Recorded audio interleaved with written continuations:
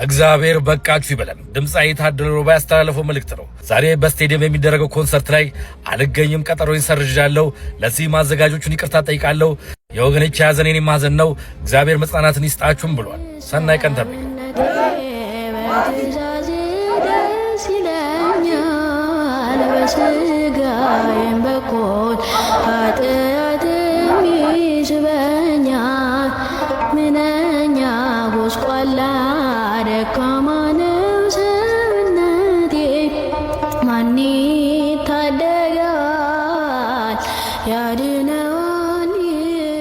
ያው እንደምታውቁት ከሰሞኑን በአርሲ ውስጥ እንግዲህ በንጹሃን ኦርቶዶክሳውያን ላይ የግድያና የግፍ ድርጊት ተፈጽሞ ነበርና በዚህም ድርጊት ላይ በቀጥታም ሆነ በተዘዋዋሪ ተሳታፊ ሆነዋል ተብሎ የተጠረጠሩ ግለሰቦች እንግዲህ በቁጥጥር ስር ውለዋል። ከነዚህም ውስጥ እንግዲህ አንዱ የወረዳው የፖሊስ አዛዥ ኢንስፔክተር አባቦ አብደላ ይገኙበታል። ከዛ በተጨማሪ ደግሞ የአስኮ ወረዳ አስተዳደር ገቢ ገልቹ አሉበት። ከዛ በተጨማሪ የወረዳው የብልጽግና ግንባታ ኃላፊ ዞዴ ግዳጋ ይገኙበታል። እንዲሁም የአስኮ ወረዳ የብልጽግና ፓርቲ ኃላፊም እንዲሁ ይገኙበታል። የወረዳው ምክትል አዛዥም እዚህ ውስጥ ይገኛል። ነገር ግን የሰላምና ጸጥታ ኃላፊው የወረዳው ማለት ነው ለጊዜው በቁጥጥር ስር አልዋሉም፣ ከቦታው ተሰውሯል ተብሏል። ይህም ግለሰብ እንግዲህ ከመንግስት የመታ ጥይትን በ115 ብር አካባቢ ይሸጣለው ብለው ግዙ በማለት ከገበሬው ብር ሰብስበው ነበር። ነገር ግን ብሩን ሳይሰጡ እንግዲህ ብሩ እንደዘረፉ ዘርፎም እንደተሰወሩ ነው እየተወጣ ያለው መረጃ የሚያሳየው። እንደ አንድ ኦርቶዶክሳዊ ይህንን ሻማ ማየት በእጅጉ ሰልችቶኛል። ማህተብ ስላረጉ የሚታረዱ፣ ማህተብ ስላረጉ የሚገደሉ፣ ኦርቶዶክስ ስለሆኑ ዋጋ የሚከፍሉ ብዙ ናቸው። ታዲያ ይህ ነገር መጨረሻው መች ነው በቃችሁ የሚባለው? መፍትሄውስ ምንድነው? እንደኔ እዚህ ላይ ብናተኩር ይሻለኛል። አንዳንዶቻችን ግን በጣም በሚያስገርም ሁኔታ የሰውን ሐዘን የምንቆጣጠር የግል ቴርሞሜትር ያለን ይመስለኛል። እከሌ ዝም አለ፣ እከሌ አላዘነም፣ እከሌ ከልቡ አይደለም ብለን የሰውን ሐዘን መቆጣጠር ጀምረናል። ይሄ ነገር አንዳንዴ የግለሰብ ስሜት ወይ ደግሞ የግለሰብ ጥላቻ እየሆነብኝ ነው። ስለዚህ ሐዘናችንን በልባችን የምንገልጽ ብዙዎች አለን። ሐዘናችንን በየአደባባይ እየወጣን እያለቀስን የምናወጣለንና ሐዘኑን ለግለሰቡ ተውለት። ከኛ የሚጠበቀው ምንድነው? እዛ ላይ ብናተኩር ጥሩ ነው። ጣት መቀሳሰሩ መፍትሄ ይሆናል?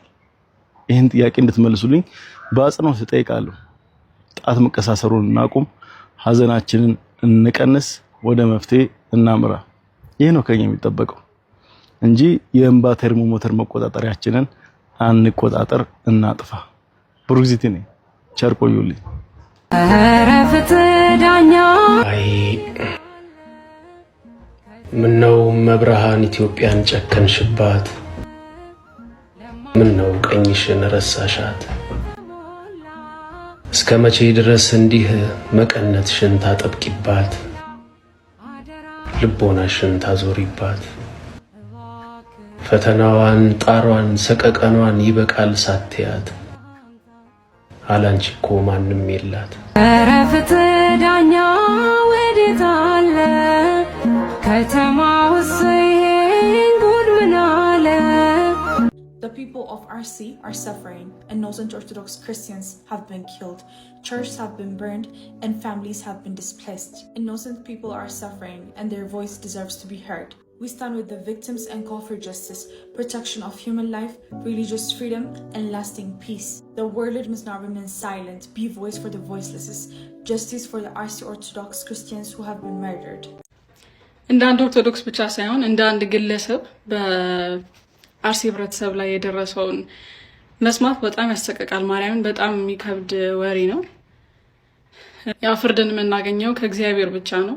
እግዚአብሔር ፍርዱን ያቅርብልን እና ሐዘን ላይ ላላችሁ ቤተሰቦቻችን ደግሞ መጽናናትን እንመኛለን። ነፍሳቸውን በአጸደ ገነት ያቆይልን። እመቤቴን ሰው ጽላት ይዞ ሲሰደድ በጣም ነው የሚያሳዝነው። መብራንን በስመ አብ ብቻ እግዚአብሔር ፍርዱን ያቅርብልን ማለት ፈልጋለሁ። ላዘናችሁ ቤተሰቦቻችን መጽናናትን እንመኛለን። የሞቱት ሳይሰለቹ አንተ የምትሰማው ትሰለቻለህ። የታረዱት ሳይሰለቹ አንተ እንዲህ የምትመለከተው በስልክ ደከመኝ ትላለህ። በጣም ከባድ እኮ ነው በነገራችን ላይ። ሌላው ስለ ክርስቶስ መሞት አልደከመውም። አንተ ስለ ክርስቶስ የሚሞቱትን መስማት ሰልችቶሃል። ሌላው ስለ ክርስቶስ ዋጋ የሚከፍል አለ። አንተ ስለ ክርስቶስ ዋጋ የከፈሉትን ማዳመጥ ደክሞሃል። በጣም ነው የሚያሳዝነው እኮ እውነት። ለስሙ ደግሞ ሰማዕታትን እንዘክራለን እንላለን። የሰማዕታትን ዜና ቤተክርስቲያን የምትዘክረው ስዕላቸውን ስላ ብቻ አይደለም፣ ገድላቸውን እያነበበች እንዴት እንደኖሩም ጭምር በማሰማት ስለ ክርስቶስ የሞቱትን ዜና መስማት የከበደው ሰው እንዴት ቆሞ የጊዮርጊስን ገድል ይሰማ? እንዴት ቆሞ የመርቆሪዎስን ገድል ይሰማ? አይችልም በፍጹም። ጊዮርጊስ የሞተለትን መርቆሪዎስ ሕይወቱን የሰጠለትን አምላክ እኮ ነው ዛሬም ድረስም ጭምር ክርስቲያኖች በየቦታው ሕይወታቸውን የሚሰጡለት። የነሱን ዜናማ መስማት እንዲያውም ጥብዓትን የሚጨምር፣ የነሱን ዜና ማዳመጥማ እንዲያውም ሕይወትን ነው ጭምር የሚያሞቅ። የነሱን ዜና መስማት እንዲያውም ከምንኖረው ከንቱ ሕይወታችን ባለፈ ለካ ሌላ ትርጉም ያለው ሕይወት እንዳለ እንድናውቅ ነው የሚያደርግ። በአርሲ እየተደረገ ያለው ተግባር በጣም ልብ የሚያደማ ነው። ልክ ያልሆነ ነገር ነው። እንደዚህ አይነት ቪዲዮ ከዛሬ 2 ዓመት በፊት 3 ዓመት በፊት ድምጽ ሆነናል፣ ተናግረናል። ባለን ፕላትፎርም በጣም ብዙ ሆነናል ስለ ክራችን፣ ስለ እምነታችን። ግን በጣም በሚያሳዝን ሁኔታ አሁንም ይሄን ቪዲዮ እየሰራሁት ነው።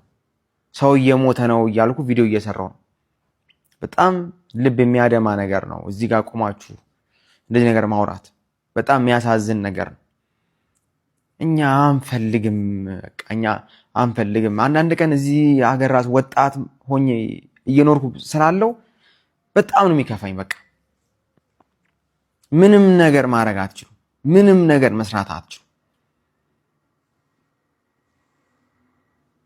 በዚህ ዘመን እንዴት ነው ሰው የሚገደለው የሚታረደው? ቤተክርስቲያን የሚቃጠለው፣ መስጊድ የሚቃጠለው ለምንድን ነው? አሁን እንዲህ ብዬ ቪዲዮ ራሱ ሰርቼ አሁን ኮሜንት አነባላችሁ። የአክሱምስ ይላል። በጣም ልክ አይደለንም። በቃ ሁላችንም ልክ አይደለንም። እና የሚመለከተው አካል እባካችሁን እኛ በቅቶናል፣ በቃ አስቁሙልን። እኛ አንፈልግም። በቃን። ስሙት። አሁንም 7 ልጆች ለቀበሩ እናቶች ኃላፊነት አንወስድ። 7 ልጆች 7 ወንዶች ልጆች ለቀበሩ እናቶች፣ አሁንም ወገባቸው ላይ ገመድ ያሰሩ እናቶች፣ ሰንሰለት ያሰሩ እናቶች፣ አሁንም 7 ፎቶ የወንድ ልጆቻቸውን ፎቶ ሰብስበው በየተራ እያዩ የሚያለቅሱ እናቶች፣ ማንም እነሱን የሚያጽናናቸው የለም፣ ማንም ይደርስላቸው የለም። ለዚህ እንኳን አናፍርም። ይሄ ብቻም አይደለም፣ ዕቃ የጠፋብን እንኳን አንመስልም። ዕቃ እንኳን ሰው የሞተብን ዕቃ የጣልን እንኳን አይመስልንም። ደግሞ አለማፈራችን አያችሁ፣ መገፈፋችን፣ ከዚያ መደብደባችን፣ ከዛ መንገድ ላይ የተጣልን መሆናችን መጨረሻ ላይ እንደዛ ነው የሚሆነው። ተትተን እንሄዳለን። አሁን እንደ ኢትዮጵያ ኦርቶዶክስ ተዋሕዶ ቤተክርስቲያን ተናግረን የማንሰማበት ምክንያት ይሄ ነው። አንደመጥም። አሁን ለምን? ተጥለናል፣ ወድቀናል። አሁን ቤተክርስቲያን ተቃጠለ እንዲሆነ ብለን እሪ ብንል ማንም አይሰማም። ካህን ተገደለ ሲባል እሪ ብንል ማንም አይሰማም። ሊቃውንት እየተገደሉ እንዲሆነ ብንል ማንም አይሰማም። ለምን እንደሆነ ታውቃላችሁ? ማድረግ በሚገባን ጊዜ ምንም ስላላደረግን የመደመጥ ክብራችን ከአፋችን ተወስዷል። የሞገሳችን ተወስዷል። ክብራችን ተወስዷል። ስለዚህ የምንናገረው ነገር እንዳይሰማ ጫና እንዳያደርግ ቤተክርስቲያኒቱ በዓለም አቀፍ ደረጃ ተሰሚነት የነበራት ዓለምን ታንቀጠቅጥ የነበረችዋ ቤተክርስቲያን ዛሬ አገሯ ላይ ምንም አትሰራ። ምንም። እነዚህ ነገሮች ከኛው ከራሳችን የመጡ ችግሮች ናቸው። ምክንያቱም ሰው ሲሞት ዝም ብለናል። ወደ አርሲ ምድር እየገባን ነው ማለት ነው። ሰላም ግቡ በሉን። ዛሬ ቀን 27 2018 ዓመተ ምህረት ነው ማለት ነው። ጉዟችን ወደ ደም ጠገቧ ወደ ቄራ ተብላ ወደምትጠራው ወደ አርሲ ምድር እየገባን ነው ማለት ነው። እንግዲህ ፈጣሪ ከእናንተ ጋር ይሁን፣ እንደሄዳችሁ በሰላም ተመለሱ በሉን። ለኢትዮጵያ ኦርቶዶክስ ተዋሕዶ ቤተክርስቲያን ምዕመናትና ምዕመናን ድምጽ ለመሆን ወደ አርሲ እየገሰገስን ነው። ይህን መረጃ ሼር አድርጉ። ባለማተቦች ማተብ እንደዚህ አንጠለጠላችሁ፣ እባካችሁን ይህን መረጃ ሼር አድርጉልኝ። ስለ መድኃኔዓለም ኦርቶዶክሳውያን በየዓመቱ የአርሲ ምድር የሚያልቁባቸው ቦታ ነውና ሼር አድርጉ እባካችሁ ይህን መረጃ። ሰላም ተመለሱ በል ኮሜንት ላይ። ቤተክርስቲያን ተቃጠለ ብሎ መስጊድ ያቃጠለ ሰምታችኋል? ካህናት ታረዱ ብሎ ሸኪውን ያረዳል፣ ኡስታዙን ያረዳል። የለም አናረግም። አምላካችን እንዲህ አላስተማረንም። ማቃጠል ግን መደደብ ብቻ ነው የሚጠይቀው። መደንቆር ብቻ ነው የሚጠይቀው። የሆነ ነገር ከደረሰ በኋላ መግለጫ ጋጋታ፣ አዝነናል በሆነ ነገር ማዘን አይደለም። ያቃጠለውን ለፍርድ አቅርበው፣ ያቃጠለውን ይሄ ነው ብለህ በቴሌቪዥን አሳየን። 20 ዓመት 30 ዓመት ተቀጣ። የኦርቶዶክስን ቤት ያቃጠለ፣ ብራና መጽሐፍት ያቃጠለ፣ ካህን ያረደ ፍርድ ተቀበለ ብለህ ንገረን። ያቃጠለው ክፍል ተይዞ እንዳቃጠልካት ይህችን ቤተክርስቲያን ሰርተህ አስረክብ ተብሎ መፈረድ አለበት። መናገር እንፈራለን። ቅጥሯን፣ ቤተክርስቲያኗን፣ ገዳማቷን፣ ታሪኳን መጠበቅ እንፈራለን። ሊያሳስር ይችላል፣ ሊያስደበድብ ይችላል፣ ሊያስገልል ይችላል፣ ሊያስገድል ይችላል። ግን ወደ ኋላ የለም። እዚህ ሀገር ላይ የሃይማኖት ጦርነት ያልተነሳው ስላልተወጋን አይደለም፣ እየተወጋን ኦርቶዶክሶች ስለታገስን ብቻ ነው። ክብር ለእግዚአብሔር ይሁን። የሽማግሌው ፊት አልታፈረምና። እሺ እንዴት ናችሁ? እንግዲህ ፈጣሪ በሰላም አሳድሮናል። ፈጣሪ የተመሰገነ ይሁን። እንግዲህ ትናንትና አንድ ቪዲዮ ለቄ እንደነበር ይታወቃል። እንግዲህ ለወገኖቻችን ላይ የሚደርሰው ነገር ነገኛ ላይ የሚደርሳል የሚል ቪዲዮ እና አንዲት ሀገር ነች ያለችን። አሁንም ደግመን እንላለን እቺን ሀገራችንን በሰላም በፍቅር እንኖርባት፣ ተቃቅፈን እንኖርባት የሚል ቪዲዮ ነው። ነገር ግን ይሄ ቪዲዮ በአሁኑ ሰዓት በርካታ ሪፖርቶች ተደርገው ነው መሰለኝ አካውንቴ አደጋ ላይ ነው። ስለዚህ ቪዲዮውን ኮፒ ሊንክ አድርጋችሁ እንግዲህ ማለት ያለብን ነገር ማለት አለብን። አሁንም ደግመን የምንለው ሰው መሆን ብቻ ነው። ይሄ ፈጣሪ የሰጠን ምድር ላይ በሰላም በፍቅር እንኑር። እከሌ ገዳይ እከሌ ተገዳይ የሚባል ክፍፍል ይሄ ምንም ማንም ራሱን ለመከላከል ፋይናሊ አላስፈላጊ ነገር ነው የሚፈጠረው። ስለዚህ ለትውልድ ማሰብ አለብን፣ ለነጋችን ማሰብ አለብን። ዛሬ ገዳይ የሆኑ ሰዎች ነገ ለልጆቻቸው ጦስ ነው እያስቀመጡ ያሉት። ነገ ለትውልድ ለዘር ማንዘራቸው የማይሆን ነገር ነው እያስቀመጡ ያሉት። አሁንም ደግመን እንላለን ፍቅርና ሰላም ነው የሚሻለን። የምንወዳት ሀገራችን ላይ በፍቅር በሰላም እንኑር። ስለዚህ ኮፒ ሊንክ እያደረጋችሁ አካውንቱን ካደጋ ታደጉት ማለት ያለብንን አሁንም እንላለን። እኛ ባንል ሌሎች ይላሉ። ስለዚህ እኛ ብንሞት ልጆቻችን ይቀጥላሉ። አመሰግናለሁ። አርሲ ላይ ብዙ ኦርቶዶክሳውያን ወንድመቶቼ አርፈዋል። ያም ልክ አይደለም። ስለ ኦርቶዶክስ አባቶቼ፣ ስለ ኦርቶዶክስ ወንድመቶቼ ያገባኛል፣ እኔም ይመለከተኛል። በክርስቶስ ደም የተመሰረተችው ቤተክርስቲያን በሰማዕታት ደም ቀጥላ እዚህ ደርሳለች። አሁንም በአርሲ የተነሱት ሰማዕታት እንዲሁ ለትውልዱ ለማስቀጠል አንገታቸውን ለሰይፍ ሰጥተዋል። አሕዛብም ቤተ መቅደሱን ያቃጥላሉ፣ እኛ ግን የሰማይ አምላክ ያከናውንልናል፣ እኛም ባሪያዎቹ እንስራለን ተብሎ ተጽፏል። ስለዚህ የመጨረሻው ሰማዕት የካህኑ የዘካርያስ ልጅ ቤተ መቅደሱ በገረሴ እየተሰራ መሆኑን ሁላችሁ ታውቃላችሁ። የት እንደደረሰ እነዚህም በነፃ ቤተክርስቲያንን የሚያገለግሉ መሐንዲሶች ይዤ ወደዛ እየደረስኩ ነውና ሁላችሁን የሰማዕታት በረከት ይደርባችሁ። መብራታችሁ የበራ ወገባችሁ የታጠቀ ይሁን ይላልና መጽሐፍ። ሁላችሁ መብራታችሁን አብርታችሁ ወገባችሁን ታጥቃችሁ ሙሽራውን ኢየሱስ ክርስቶስን ለመቀበል ያብቃችሁ። ሰላም ዋሉ።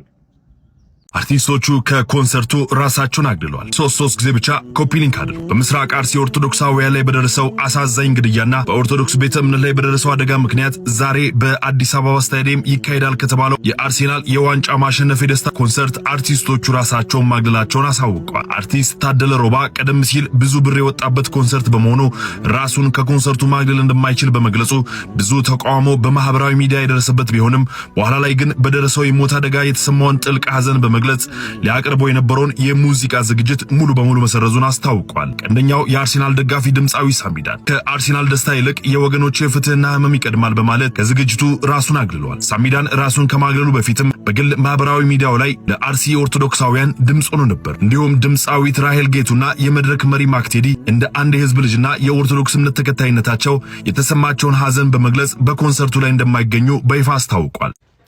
እንደ አንድ ኦርቶዶክስ ብቻ ሳይሆን እንደ አንድ ግለሰብ በአርሲ ህብረተሰብ ላይ የደረሰውን መስማት በጣም ያሰቀቃል። ማርያምን በጣም የሚከብድ ወሬ ነው። ያ ፍርድን የምናገኘው ከእግዚአብሔር ብቻ ነው። እግዚአብሔር ፍርዱን ያቅርብልን እና ሀዘን ላይ ላላችሁ ቤተሰቦቻችን ደግሞ መጽናናትን እንመኛለን። ነፍሳቸውን በአጸደ ገነት ያቆይልን። እመቤቴን ሰው ጽላት ይዞ ሲሰደድ በጣም ነው የሚያሳዝነው። መብራንን በስመ አብ ብቻ እግዚአብሔር ፍርዱን ያቅርብልን ማለት ፈልጋለሁ። ላዘናችሁ ቤተሰቦቻችን መጽናናትን እንመኛለን። ኦኬ እሸቱ አንድ ያገልጠቀ የመጀመሪያው አሜሪካ ገዳም ይሰራል ተብሎ ስቲል ናው ገዳሙ ይሰራ አይሰራ የምናውቀው ነገር የለም። የዚህን ጥያቄ መልስን። ሁለተኛ ደግሞ በቤተ ክርስቲያን ጉዳይ ላይ ላይቭ ስትገባ አንተ እንቅልፍህን አጥተህ የገባው ለቤተ ክርስቲያኑ ስትል አይደለም።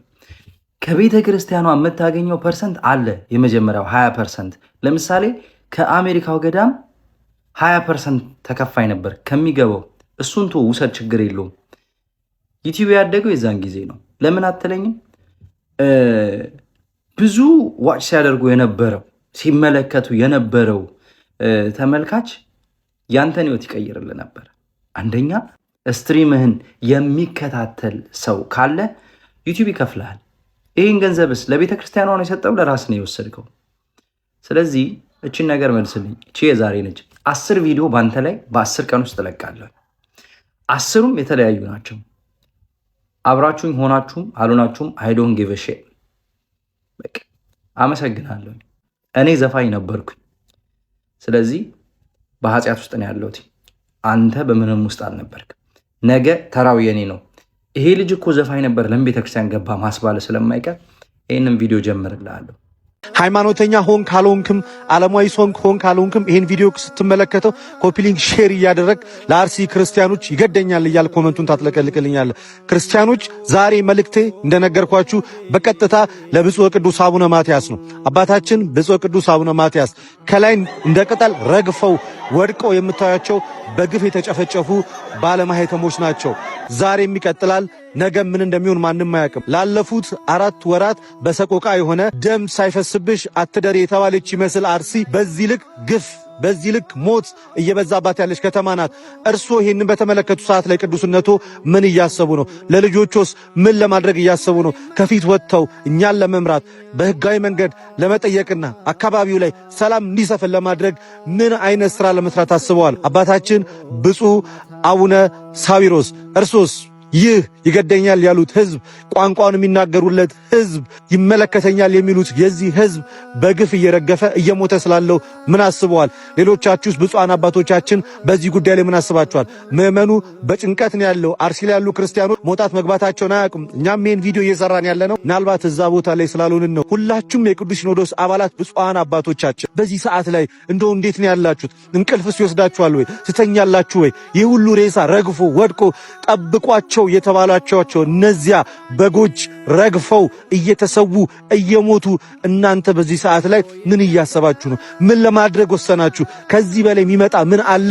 ህንፃ ቤተ ክርስቲያን ሲፈርስ ብቻ ነው እንደምንጮኸው? አሁን እኮ በገፍ እየረገፈ ያለው ህንፃ ስላሴ ነው። እየሞተ ያለው የእናንተው ልጅ ነው። ከአብራ ከመንፈስ ቅዱስ የወለደችሁት ከክርስቶስ አደራ የተቀበላችሁት ነው እየሞተ ያለውና ብፁዓን አባቶቻችን ምን አሰባችሁ? ምንስ ወሰናችሁ? ፋጣኝ ምላሽስ ለመስጠት በዚህ ሰዓት ላይ የትና ምን እያደረጋችሁ ነው ያላችሁት? ጥያቄው የብዙሃን ጥያቄ ነው ለእናንተ ያቀረብኩት።